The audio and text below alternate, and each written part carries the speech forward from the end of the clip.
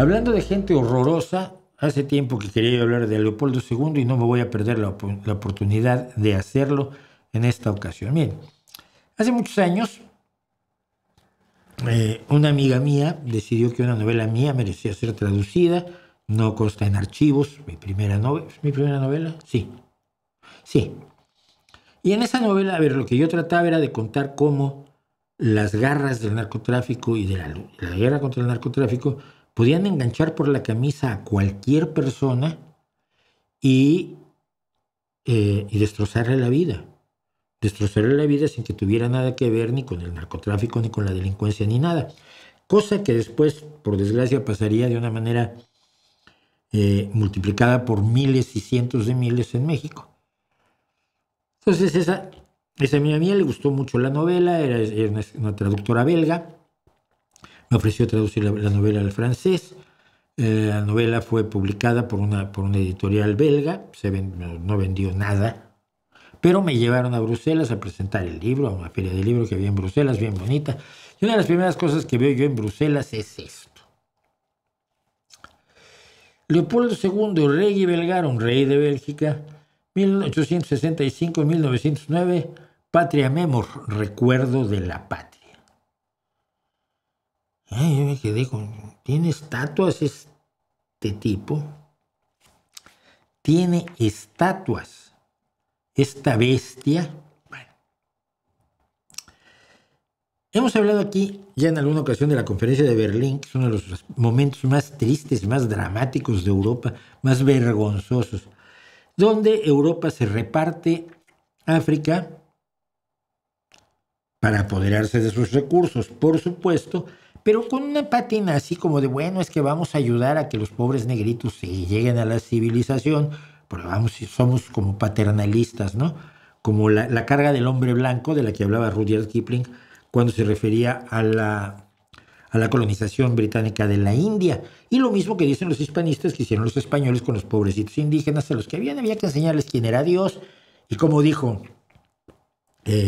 Fernando el Católico, pues la evangelización era lo más importante y dejaba de lado todas las demás atrocidades que se pudieran cometer en contra de los indígenas americanos. Lo importante era que conocieran a Dios.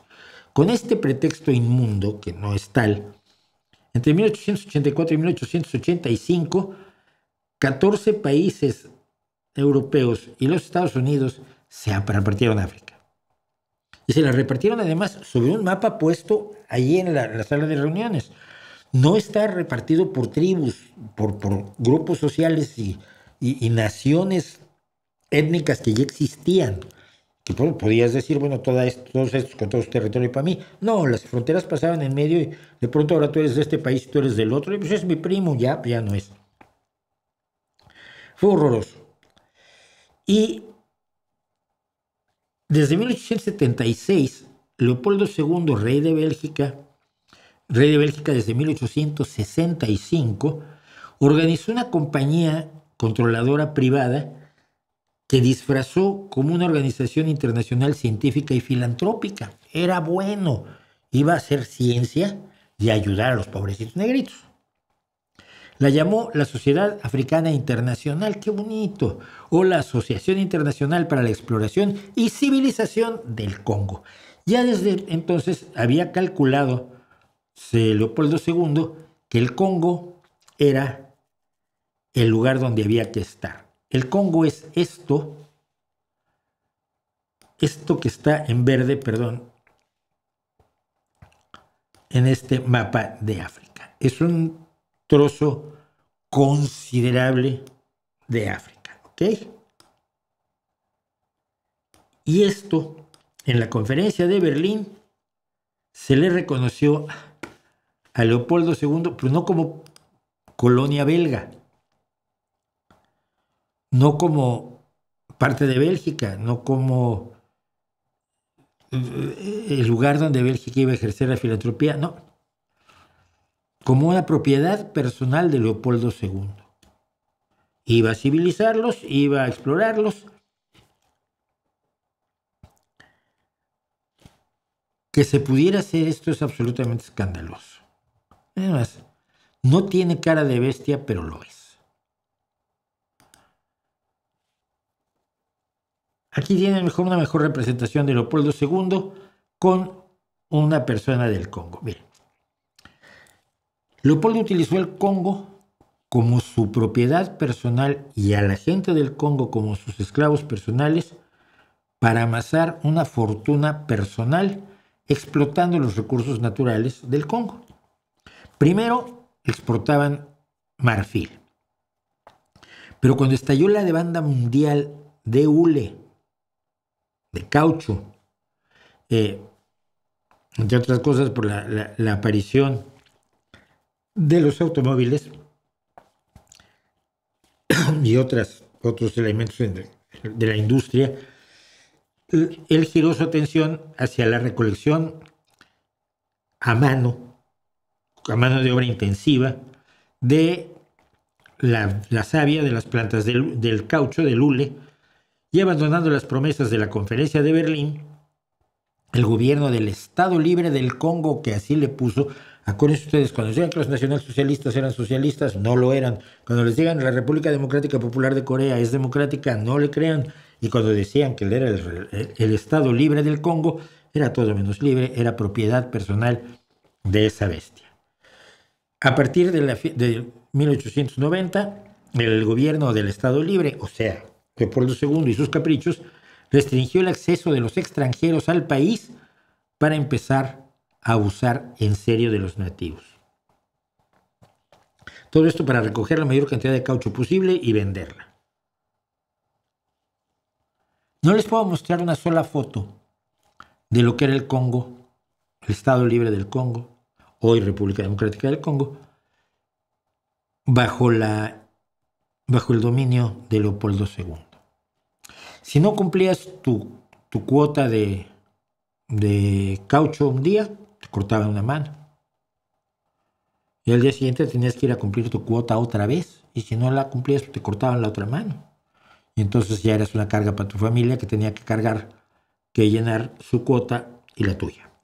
Te cortaban un pie. Hay familias, hay fotografías estremecedoras con familias enteras sin manos. Una fotografía de un padre al que le llevan las manos de sus hijas. Es que es absolutamente ajeno a todo lo que podamos considerar mínimamente humano. Cortaban pies, vivían encadenados. Por supuesto, la muerte como castigo era lo cotidiano. Una práctica, por ejemplo, para obligar a los trabajadores a recolectar savia de caucho, incluía tomar como rehenes a sus mujeres y a los miembros de su familia y a sus hijos. Y si no traes tanto caucho todos los días, pues los matamos.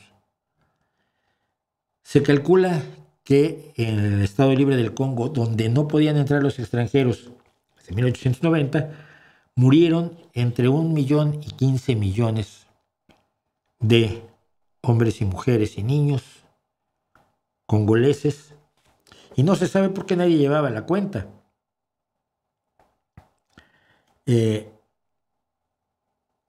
Es curioso cómo terminó el dominio de Leopoldo. Primero una novela, es curioso, El corazón de la oscuridad, de Joseph Conrad, que es la base, por cierto, con la que se hizo después la gran película de Vietnam, que ahora no recuerdo cómo se llamaba. Sí, con Robert Duvall y con Charlie Sheen y con Marlon Brando, pero no me acuerdo de la película. No me acuerdo del nombre. Así soy yo con los nombres. Bueno, pero esta novela, El corazón de la oscuridad, de Joseph Conrad, y basada en la experiencia de Conrad como capitán de un barco de vapor en el Congo 12 años antes, en los 1890, antes de que Leopoldo II echara a todos los extranjeros, empezó a darse la crítica internacional al gobierno de Leopoldo II sobre el Congo. Los informes de la explotación descarada, intolerable hasta para las potencias coloniales europeas, que ya es decir, y los abusos a los derechos humanos llevaron a que la corona británica, que ha sido absolutamente colonial, pero no tan brutal como corona, acuérdense que la conquista de Estados Unidos no la hace la corona británica, sino los colonos holandeses y británicos que van al Nuevo Mundo, la corona británica nombró a su cónsul Roger Casement para investigar las condiciones que había en el Congo. Ahora era más difícil mantenerlo fuera del Congo. Sus viajes y entrevistas con gente en la región dieron como resultado el informe Casement, que detallaba los increíblemente extensos abusos que se cometían bajo el régimen de Leopoldo. Un responsable de transporte, E.D. Morel, con el apoyo de Casement, fundaron en Gran Bretaña la Asociación de Reforma del Congo, el primer movimiento de la historia humana masivo de derechos humanos, el primer movimiento de derechos humanos. Estamos en la década de 1900. Entre otros, los apoyaban Mark Twain, cuya sátira política titulada El soliloquio del rey Leopoldo muestra al rey argumentando que traerle cristiandad al país es mucho más relevante que un poco de hambre, y usa muchas de las propias palabras de Leopoldo contra él. El escritor Arthur Conan Doyle, el de Sherlock Holmes por cierto, también criticó el régimen del caucho en su trabajo de 1908, El crimen del Congo, escrito para ayudar al trabajo de la Asociación de la Reforma del Congo de Casement y Morel. La oposición internacional y la crítica en casa. Acuérdense, siempre digo yo que las manifestaciones en la calle son útiles siempre y cuando hay una acción política detrás. Siempre y cuando haya organizaciones que presionen al gobierno y no sea simplemente salir a agitar banderitas. Las manifestaciones y las concentraciones son una expresión de la lucha política, pero no son la lucha política. La oposición internacional y las críticas ya dentro de Bélgica, al darse cuenta que la corona británica estaba molesta con Leopoldo, obligaron a que el parlamento belga obligara al rey a ceder a Bélgica como país el Estado Libre del Congo en 1908. Pero para eso le tuvieron que pagar a Leopoldo. Bélgica le pagó a Leopoldo 215,5 millones de francos, 45 millones para sus proyectos de construcción dentro de Bélgica, por lo cual todavía le llaman en Bélgica el rey constructor, y un pago personal de 50 millones para él. El Estado Libre del Congo se transformó en el Congo belga. Leopoldo se dedicó intensamente a ocultar todas las pruebas de la barbarie que había cometido en el Congo, y el archivo entero del Estado Libre del Congo fue quemado por Leopoldo, y alguna vez se le dijo a uno de sus ayudantes que aunque le habían arrancado el Congo a él, no tenían derecho a saber lo que hice yo allí. El Estado Libre del Congo no era parte de Bélgica ni pertenecía a Bélgica. Leopoldo pudo hacerse con la región convenciendo a otros estados europeos que estaba involucrado en un trabajo humanitario y filantrópico que no fue cierto. El Congo belga obtuvo su independencia en 1960 y se conoce desde entonces como la República del Congo. Es una historia tan aterradora y tan importante que se sepa, que me extraña muchísimo que no se hable más de la barbarie de Leopoldo II. Y entonces, pues como no hacen, como todas esas cosas que no se hacen en otros lados, nosotros que somos unos latosos, venimos y las contamos aquí en nuestra revista semanal. Leopoldo de Bélgica era hermano de Carlota, no.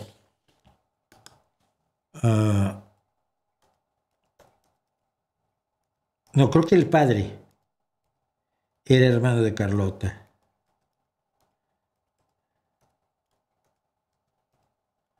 Creo que el padre era hermano de Carlota, porque Bélgica no existía hasta principios del siglo XIX. Bélgica es una escisión del sur de los países helvéticos, de los Países Bajos, que llamamos equivocadamente Holanda, que es solo uno de los Países Bajos.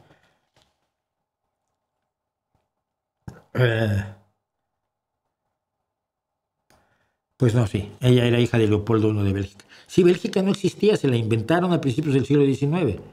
Y entonces no había rey, el primer rey de Bélgica fue Leopoldo I de Bélgica, y efectivamente es padre tanto de Carlota, la mujer que es una tragedia, como de Leopoldo II.